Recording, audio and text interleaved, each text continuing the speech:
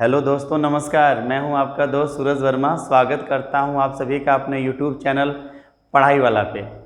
आज मैं बहुत ही इम्पोर्टेंट टॉपिक आपसे शेयर करने वाला हूं और ये टॉपिक जो है क्लास 12th जो हमारी बुक है इंग्लिश कोर, उसकी जो उस सिलेबस के अंदर का जो बुक आती है उसका एक चैप्टर है जिसका नाम है द लास्ट स्प्रिंग।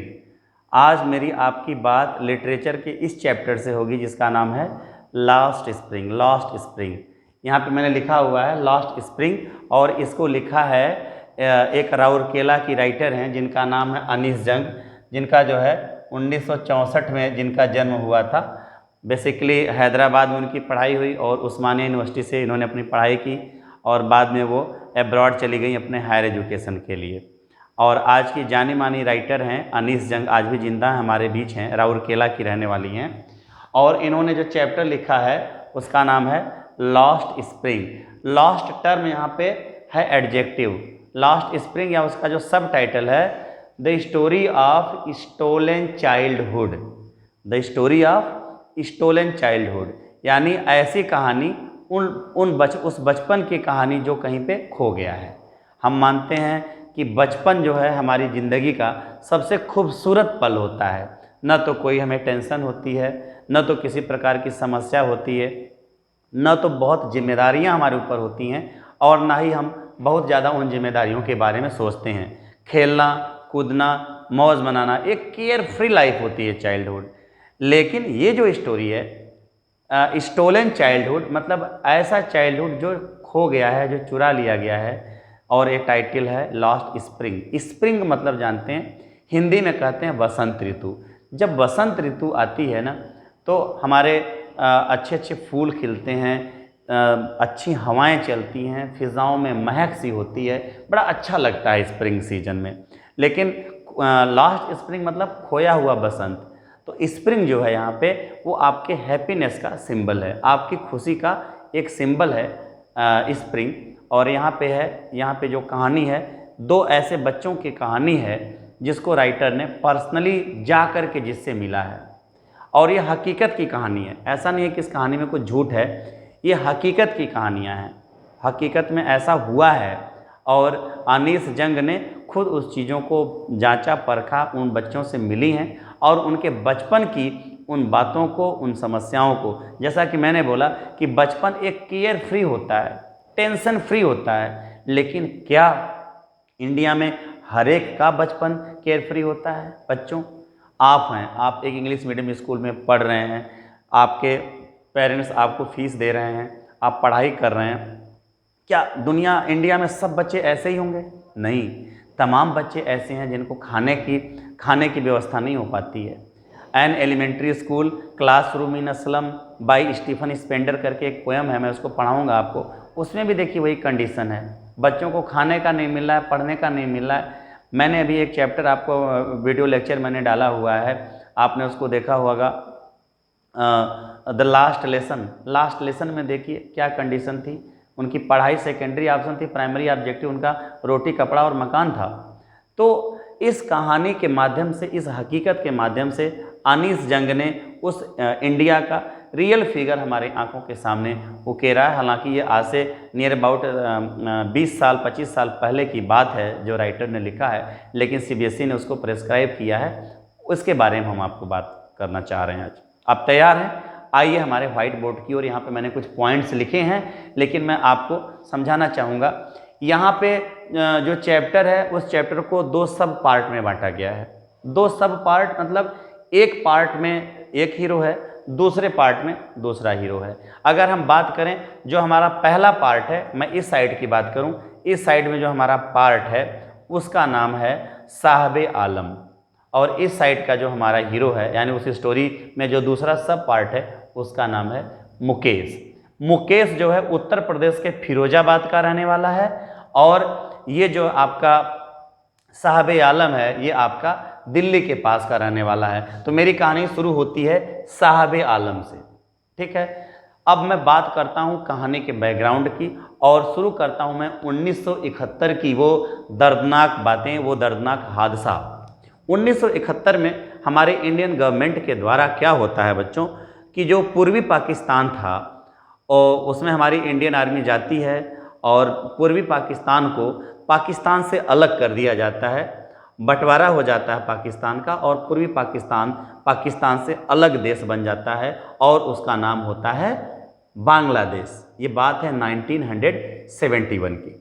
बांग्लादेश जब पूर्वी पाकिस्तान बन जाता है, पाकिस्तान से पृथक हो जाता है, उसकी अपनी सत्ता, अपने लोग हो जाते हैं।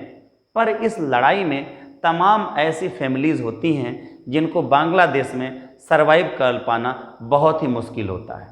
ठीक है, मैं स्टोरी के बैकग्राउंड में जा रहा हूँ, मेरा कोई पॉलिटिकल कंसर्न किसी पार्टी विशेष से नहीं है, बहुत पहले की बात है। तो 1971 में तमाम ऐसे बांग्लादेशी जो अपने देश में जिनको रहने की बड़ी समस्या होने लगी, वो बांग्लादेश से माइग्रेट करके हमारे इंडिया में आते हैं। कब की बात है? 1971 की। तो तमाम रिफ्यूजी जो हैं, उन्हें रिफ्यूजी कहा गया है, वो बांग्लादेश से हमारे इंडिया में रोजी रोटी कमाने के लिए आते हैं। उन्हें लगता है कि इंडिया में चलेंगे या हिंदुस्तान या भारत में चलेंगे तो वहाँ हमारी ज़िंदगी अच्छी गुजर बसर हो जाएगी। ठीक है, और ये लोग जब आते हैं तो दिल्ली के नज़दीक, और उसका नाम है सीमापुरी। सीमापुरी कहने में ऐसा लग रहा है कि जैसे सीमा से सटा हुआ, दिल्ली से सटा हुआ, पर ये दिल्ली से सटा नहीं है, दिल्ली से काफ़ी दूर है। दिल्ली की जो पेरीफेरी है, जो उसका एरिया है, उससे काफ़ी दूर है। वहाँ पे नियर अबाउट 10,000 रिफ्यूजी बांग्लादेशी वहाँ पे आकर के रहते हैं। अब उनको सरकार रहने के लिए घर तो दी नहीं है, वो तारप्लिन वगैरह का टेम्पररी टेंट गाड़ करके, जैसे आप देखते होंगे जो हमारे खाना बदोश हैं, जो हमारे तमाम ऐसी प्रजातियां हैं, हमारे मतलब वन्य जो जंगल में रहने वाले जो हमारे हैं वनवासी लोग हैं, सड़कों के किनारे कैसे तारप्लिन वगैरह पॉलीथीन वगैरह डाल करके अपना गुजर बसर करते हैं, वही कंडीशन उनकी होती है। वो बांग्लादेश से माइग्रेट होकर के दिल्ली के पास सीमापुरी में आते हैं इस उम्मीद के साथ कि यहाँ पे उनकी लाइफ उस बांग्लादेश से बेहतर हो जाएगी, पर ऐसा कुछ नहीं होता है। ये मैं आपको बताना चाहता हूँ।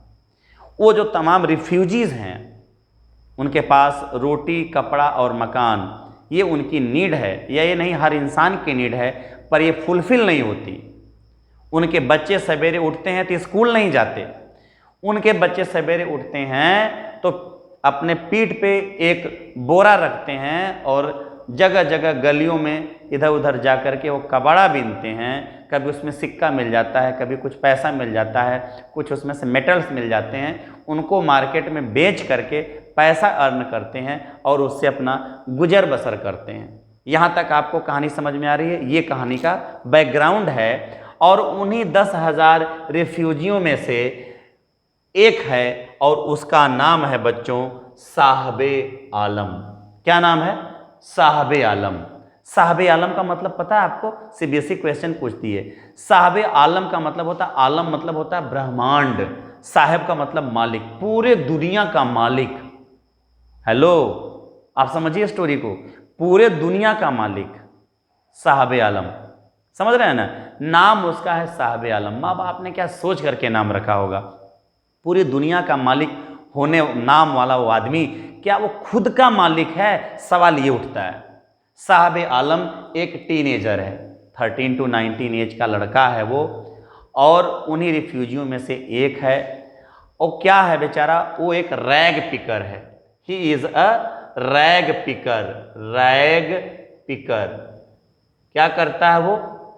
रैग्स, चिथड़े बीनता है, या जो वेस्ट मटेरियल्स होते हैं, डंप जो गार्बेज वगैरह होते हैं ना, जहाँ पे कूड़े करकट का ढेर गजा होता है, सवेरे वो अपना एक बोरा लेकर के अपने दोस्तों के साथ जाता है, कबाड़ी का काम करता है, उसमें से चीज़ों को बीनता है। और उसकी मुलाकात अचानक एक दिन राइटर अनीस जंग से होती है, और अनीस जंग और उस लड़के के बीच की जो भी कहानी है, उस राइटर ने उस कहानी को इस बुक या इस चैप्टर के माध्यम से कहने की कोशिश की है। मैं आपको ये बताना चाहता हूँ, जो पूरी थीम है इसकी, वो थीम है इसकी पॉवर्टी की। बच्चों, गरीबी है, इसके सेंट्रल आइडिया में गरीबी है। गरीबी क्या होती है वो एग्जाम्पल मैं आपको यहाँ बताता हूँ। और चैप्टर शुरू होता है, पहली ही लाइन में लिखा है, sometimes I find rupee in garbage. यानी कभी कभी उस कूड़े के ढेर में मुझे 1 रुपये का सिक्का मिल जाता है। 1 रुपये का सिक्का मिल जाना उसके लिए बहुत बड़े मिरेकल, बहुत बड़े चमत्कार की बात है।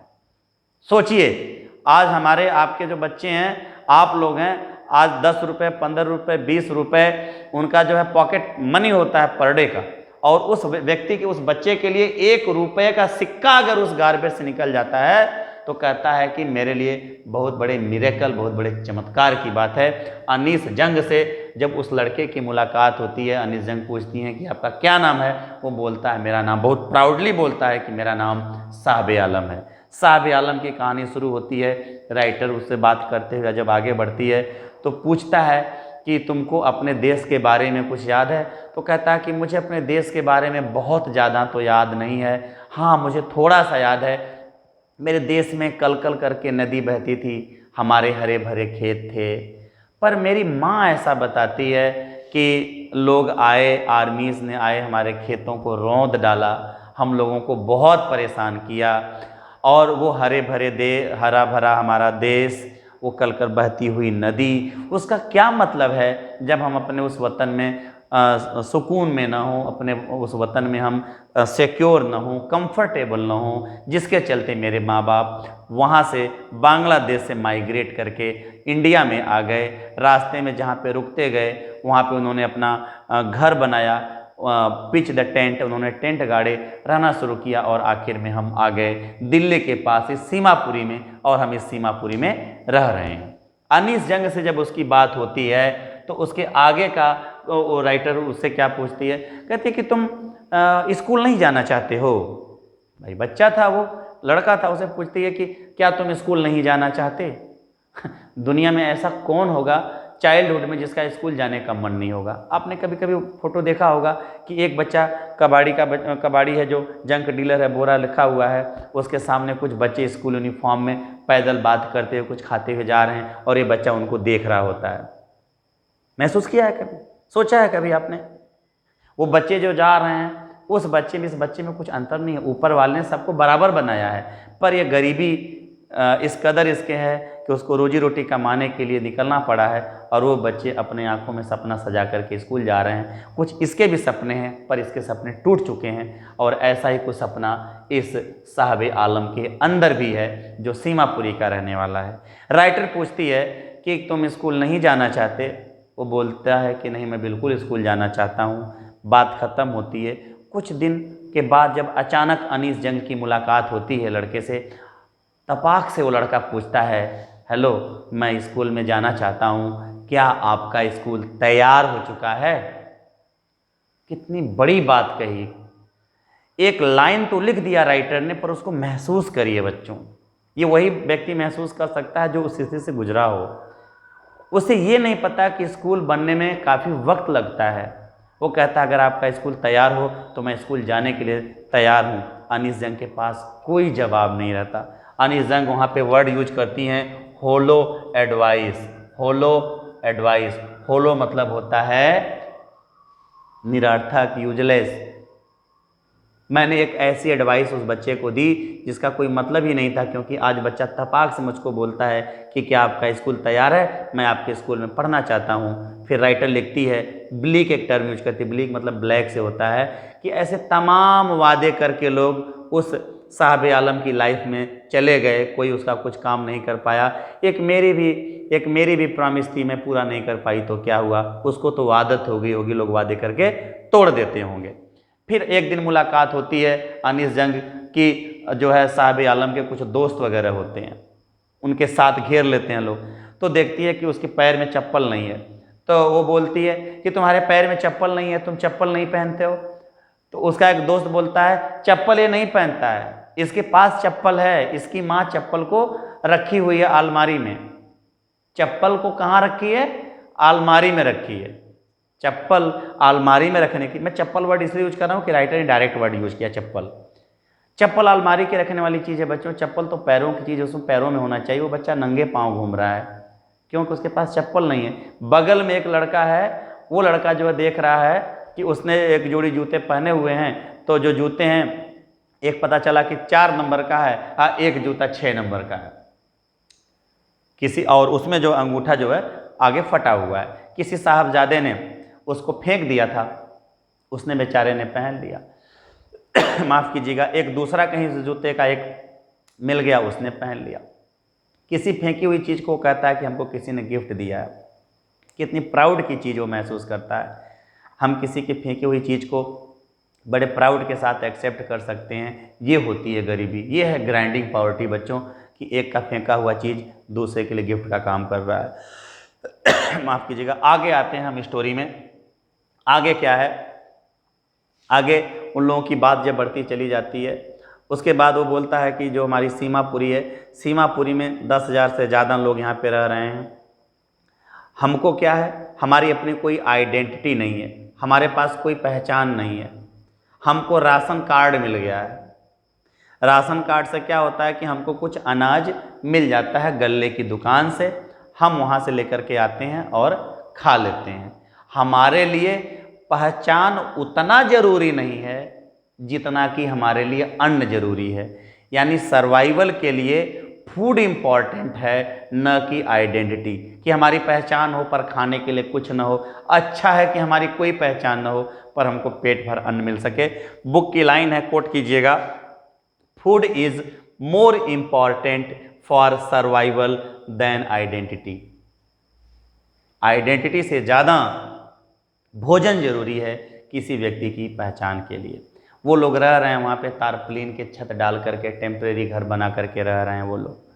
ऐसे 10,000 से ज़्यादा फैमिलीज़ वहाँ पे सीमापुरी में रह रही हैं। जो पॉलिटिशियंस हैं, जो अपोजिशन के लोग हैं, जो पार्टी के लोग हैं, उन्हें राशन कार्ड दे देते हैं सिर्फ इसलिए कि वो अपना वोट बैंक मजबूत कर सकें। रूलिंग पार्टी या अपोजिशन के लोग उनको इसलिए करते हैं कि ताकि वो उनसे वोट ले सकें। बाकी वो उनके किसी भी वेलफेयर के बारे में कोई बात नहीं करते। मैं कुछ अलग से नहीं बोल रहा हूँ, जो राइटर अनीस जंग ने लिखा है और हकीकत में जो उसने लिखा है साहब आलम से मिलने के बाद, वो चीज़ लिखा है।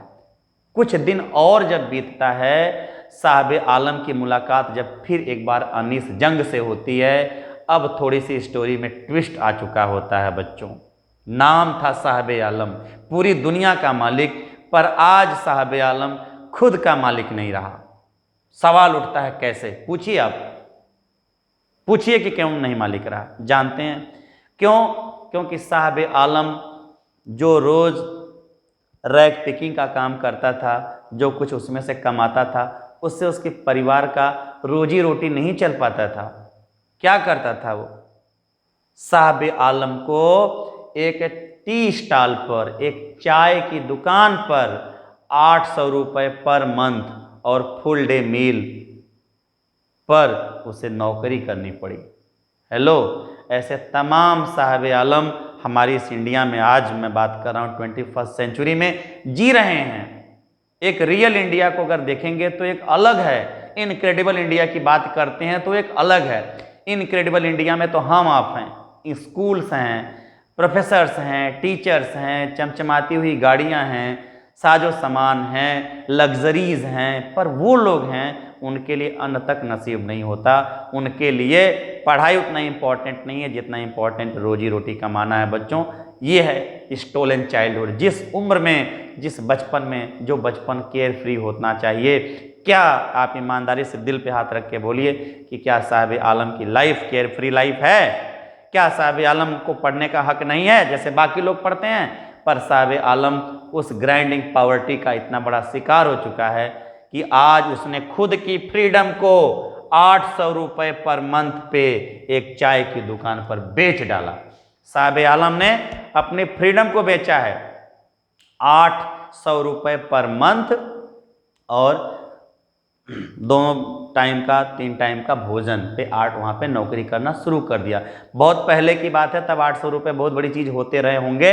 लेकिन पता है 86वें संविधान संशोधन के अंतर्गत 14 साल से तक के बच्चे को निःशुल्क शिक्षा का अधिकार है। कहाँ गया साहब आलम? साहब आलम भी तो टीनेजर था, उसको क्यों नहीं पढ़ाई की बात की गई? तब हमारे इंडियन कॉन्स्टिट्यूशन में इस तरीके के अमेंडमेंट नहीं हुए थे।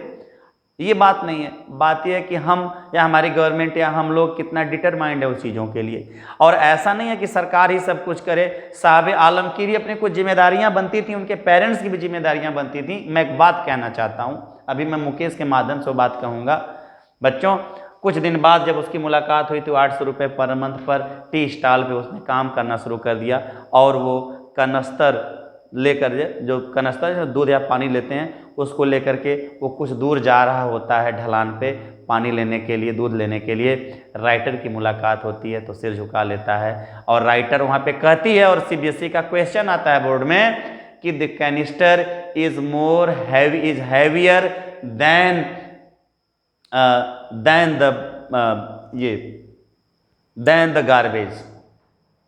जो वो बोरा लेकर के घूमता था अपने पीठ पर, उससे कहीं ज़्यादा भारी लगता है वो स्टील का कनस्तर।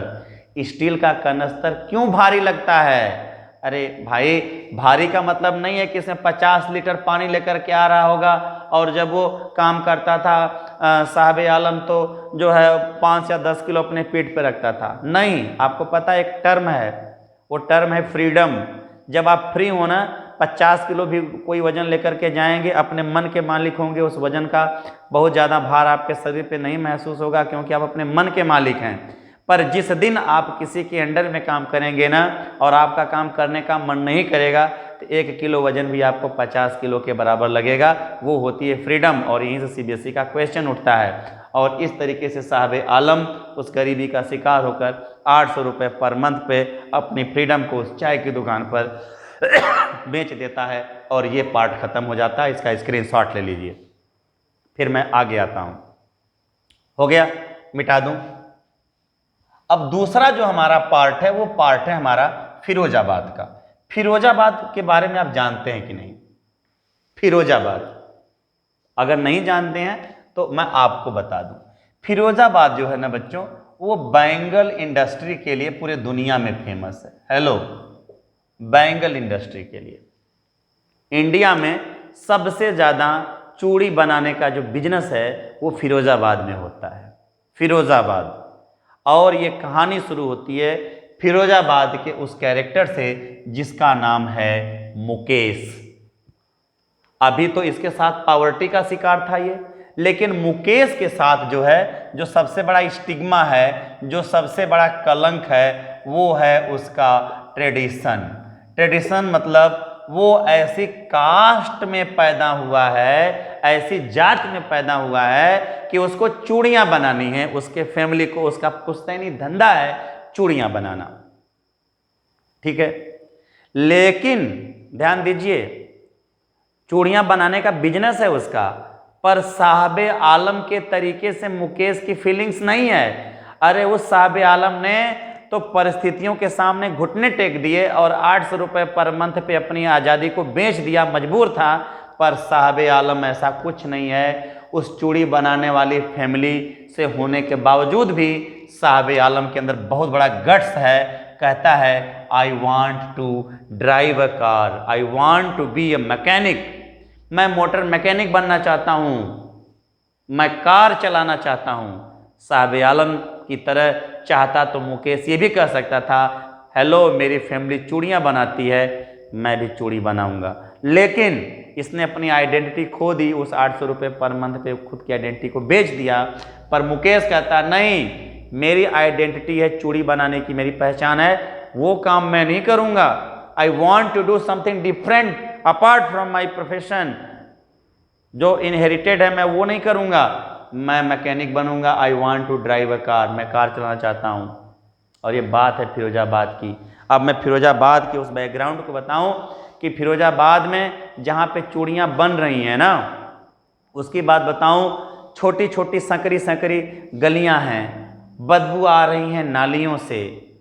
इंडस्ट्रीज से निकलने वाला जो धुआं है पूरा एटमॉस्फेयर को पोल्यूट कर दे रहा है। जो इंडस्ट्रीज लगी हुई हैं वो मानक के हिसाब से नहीं है, पूरा प्रदूषित है फिरोजाबाद। लोगों को दमा के मरीज हो रहे हैं, सांस की ब्रीदिंग प्रॉब्लम उनको हो रही है। ठीक। और जहाँ पे चूड़ियाँ बन रही हैं, मैं उसकी बात बताऊँ, जहाँ पे चूड़ियाँ बन रही हैं, संकरी गलियाँ हैं, छोटे छोटे डिंजी सेल्स की तरीके से छोटे छोटे कमरे हैं। उस कमरे में लाइट की तो पहली बात व्यवस्था नहीं है। No proper facility of light inside the room where they are moulding the glass and they are making bangles. जहाँ पे चूड़ियाँ बना रही हैं, चूड़ियाँ जानते हैं कैसे बनती हैं ना, पहली बात, जो हमारा ये ग्लास है ना, शीशा है, इसको गर्म किया जाता है भट्ठी में। सोचिए कितना हाई टेम्परेचर होता होगा जहाँ पे वो कांच को गलाया जाता है और फिर उसको छोटे छोटे टुकड़ों में काटा जाता है। एक तो वहाँ पे लाइट की व्यवस्था नहीं है, दूसरा वो इतना कंजस्टेड है कि वेंटिलेशन की प्रॉब्लम, वहाँ पे हवाएं नहीं आ रही हैं।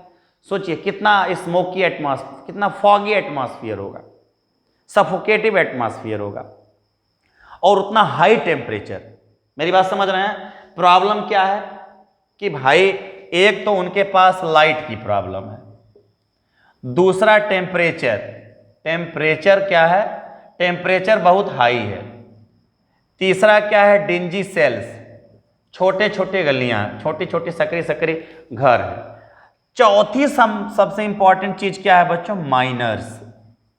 हेलो, माइनर्स, छोटे एज के बच्चे, जो बच्चे मैच्योर नहीं हैं, वो बच्चे अपनी रोजी रोटी कमाने के लिए उस चूड़ी बनाने वाली फैक्ट्रियों में काम कर रहे हैं। अनीस जंग लिखती है कि अगर कानून उनके ऊपर अगर रोपा थोपा जाए या कानून उनके ऊपर लगाया जाए तो कम से कम 20,000 की संख्या में, हेलो, 20,000 बच्चे उसमें से बाहर निकलेंगे, पूरी इंडस्ट्री बंद हो जाएगी, फैक्ट्रियां बंद हो जाएंगी। कम से कम 20,000 माइनर्स बच्चे, छोटे उम्र के बच्चे, वो चाइल्डहुड जब उनको पढ़ाई करने के लिए जाना चाहिए, सपने होना चाहिए, केयर फ्री लाइफ होना चाहिए, no anxieties, no worries, no agitations, no frustrations, in that very age their tender childhood has been spoiled in those dingy cells. They have no other alternative to survive except to work in those Bengal factories. This is the stigma. और मुकेश के साथ क्या है, मुकेश तो ऐसी जाति में पैदा हुआ है जो जाति चूड़ियां बनाती है, उसका पुश्तैनी धंधा है, उसको भी चूड़ी बनाना पड़ेगा। अब बताइए कितना बड़ा कास्टिज्म की बात करती है राइटर, कितना इनोवेटिव चीज है राइटर का। कम से कम 20,000 लोग जो है उसमें से फैक्ट्रियों से निकल जाएंगे, पूरी इंडस्ट्री बंद हो जाएगी। मुकेश लेकर के जाता है अनीस जंग को अपने घर के पास। मुकेश का घर जानते हैं कैसा है? मुकेश का घर थैचर्स है, वो छप्पर है। हेलो, मुकेश का जो घर है ना, ये मुकेश का घर है। इस घर का आधा हिस्सा में एनिमल रखते हैं और इधर ह्यूमन रहते हैं, समझिए। उस घर में को एग्जिस्टेंस है, कुछ और जानवर रहते हैं, कुछ और इंसान। जैसे लगता है कि प्रीमेटल स्टेज की बात, एज की बात हो रही है। उनके रहने की व्यवस्था नहीं है और वो थैचेस है, छप्पर का बना हुआ है।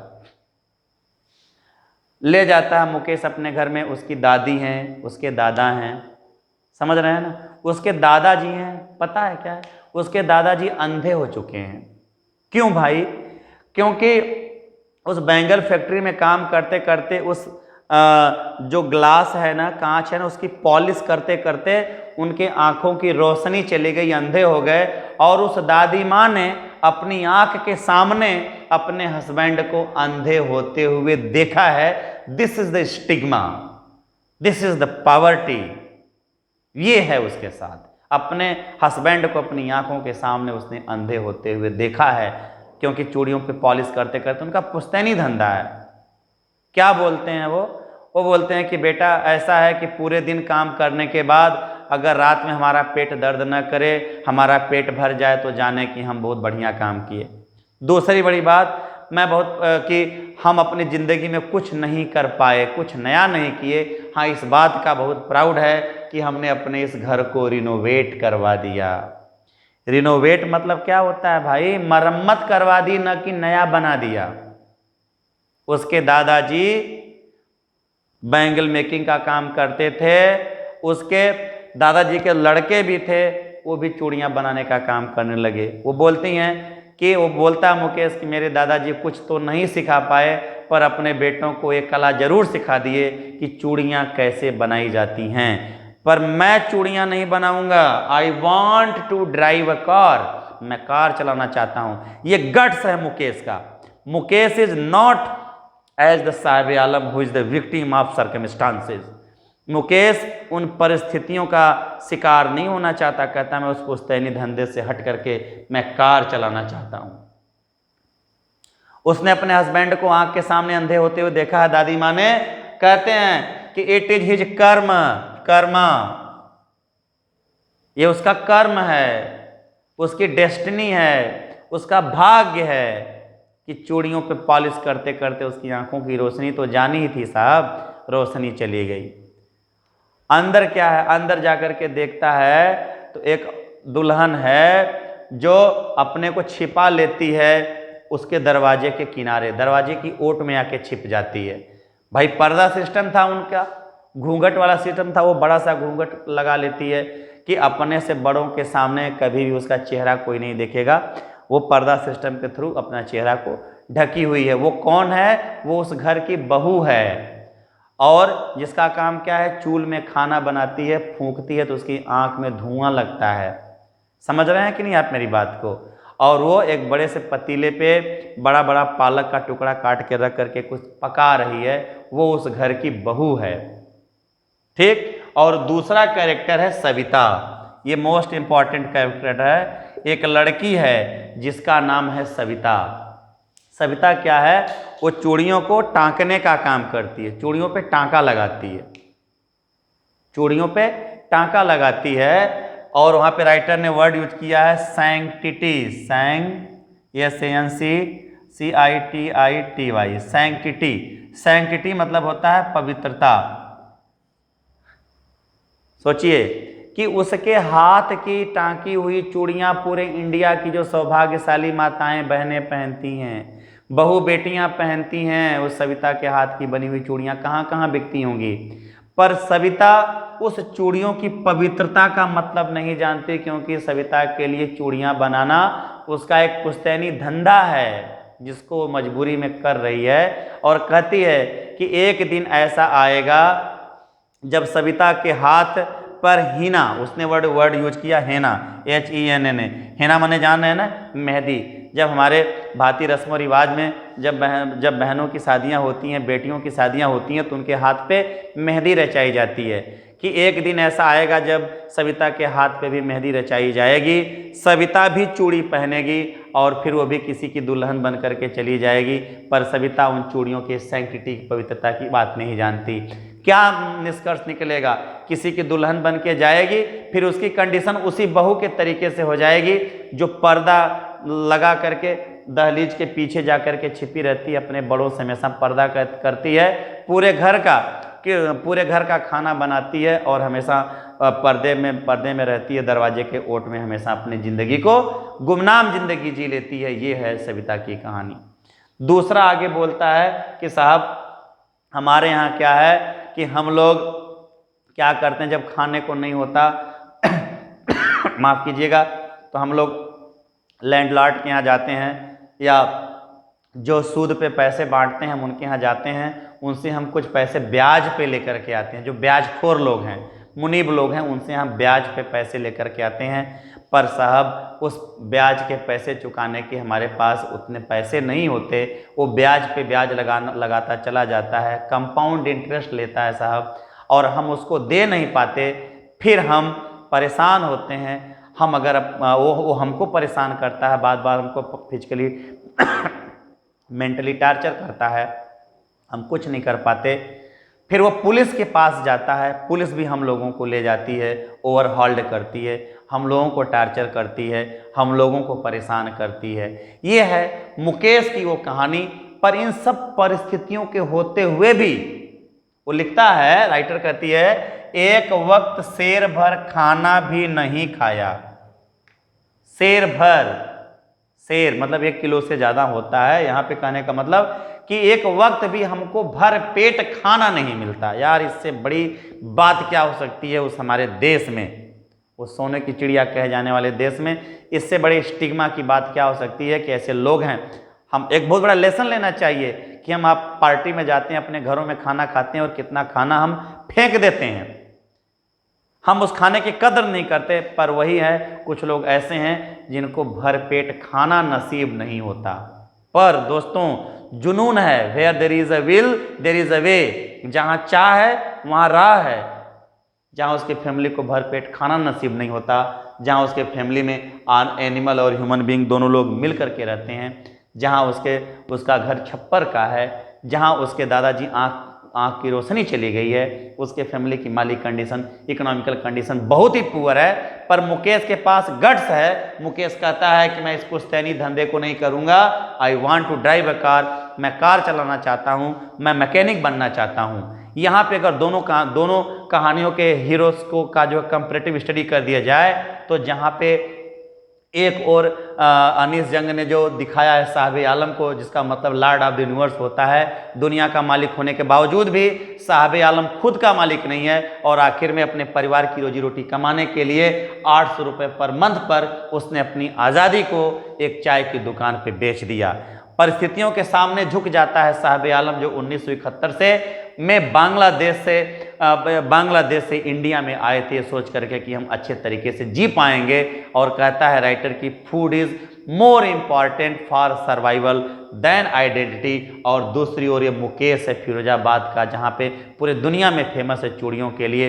वो इस जात में पैदा हुआ है कि उसकी जात के लोग चूड़ियाँ बनाते हैं, पर मुकेश के अंदर एक गट्स है, एक ऐसा डिटर्मिनेशन है, खुद के साथ उसका अपना एक कमिटमेंट है कि मैं अपने पुश्तैनी धंधे को नहीं करूँगा। ऐसी कंडीशन के बाद कि उसके फैमिली को भरपेट खाना नहीं मिलता। वो लड़की सविता जो चूड़ियों को टाँक रही, वो चूड़ियों के महत्व के बारे में नहीं जानती। वो दादी जो बूढ़ी हो चुकी है, जिसने कभी भरपेट खाना नहीं खाया, और जिसके हस्बैंड उसकी आंखों के सामने अंधे हो गए। वो बहू जो घर के दहलीज के पीछे जाके छिपती है, पूरे घर का खाना बनाती है, हमेशा पर्दे में रहती है। इन विपरीत परिस्थितियों के बावजूद भी, इन एडवर्स सिचुएशन के बावजूद भी, वो मुकेश कहता है I want to drive a car, मैं कार चलाना चाहता हूँ, मैं मैकेनिक बनना चाहता हूँ। दोस्तों, इसी के साथ ये कहानी समाप्त होती है। कहानी कहीं ना कहीं एक मैसेज देती है कि हमारे अंदर साहब आलम भी होता है, हमारे अंदर मुकेश भी होता है, हमें खुद को पहचानने की जरूरत है। परिस्थितियों के सामने घुटना नहीं टेकना है, हमें अपने आप को आगे बढ़ाना है। दोस्तों और साथियों, कहीं ना कहीं ये मैसेज हमारा एक पॉलिटिकल सटायर भी है कि हमारी जो रूलिंग पार्टीज़ हैं, जो हमारी अपोजिशन पार्टीज़ हैं, ये लोग सिर्फ अपने वोट बैंक के लिए हमारे प्लानिंग करते हैं, पर हमारे उन गरीबों तक कुछ नहीं मिल पाता। और ये है हमारी इंडिया का असली चेहरा, और जिसको हम कहने से संकोच करते हैं, और ये मुकेश और ये हैं हमारे साहब आलम। ये मुकेश और साहब आलम कोई अलग नहीं, हमारे आपके बीच में से ऐसे हजारों लाखों करोड़ों नौजवान हैं जिनके सपने चकनाचूर हो जाते हैं, जो परिस्थितियों के सामने घुटने टेक देते हैं, और ये गरीबी या ये कास्ट का स्टिग्मा उनको बर्बाद कर देता है। मुझे उम्मीद है कि ये कहानी आपको बहुत पसंद आई होगी। इसमें बोर्ड के जितने भी क्वेश्चंस होते हैं मैंने उसका भी एनालिसिस कर दिया। फिर अगली बार एक नई वीडियो के साथ मिलेंगे। तब तक के लिए एक निवेदन है कि अगर आप मेरे चैनल पर नए हैं तो चैनल को सब्सक्राइब कीजिए, अपनों तक शेयर कीजिए, और अगर मेरे इस कंटेंट में दम है तो चैनल को सब्सक्राइब करके दूसरों को भी बोलिए चैनल को सब्सक्राइब करने के लिए। फिर एक नई वीडियो के साथ, ये वादा के साथ मैं मिलता हूं। तब तक के लिए नमस्कार।